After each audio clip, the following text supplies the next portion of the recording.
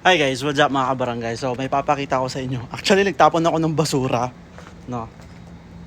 Kasi kakatapos kong maghugas. Nagtapon ako ng basura and at the same time, dito sa pinagtapunan ko, pagtingin ko, pag-check ko, ang daming mga itinapon ng mga cabinet. Ang gaganda niyan, guys. Pakita ko sa inyo Balik ta rin ko yung camera. Wait lang. 'Di ba? Pag mga ganitong marami ng itinapon mga kabarangay, it's either naglipat bahay ang mga yan or bumili ng mga bagong gamit. May TV pa, may oven, no? Yung mga cabinet nga guys. Tapos yung mga maliliit na ano to? Yung lamesa ba? Ito TV. Pero kasi hindi ko siya kailangan eh. May oven.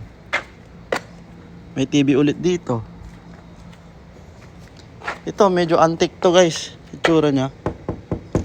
Medyo antique. Cabinet. No. TV stand. Pag pinuot ko kaya to, hindi ako makukulong mga kabarangay. Kasi may napapabalitaan ako dito last time. May nahuli daw, may nakulong daw na kabayan. Hindi ko alam kung totoong yun or fake news lang. Okay, wala lang. Gusto ko lang i-share na dito sa Korea, mahilig silang magtapon ng mga ganyang klaseng mga kagamitan. No?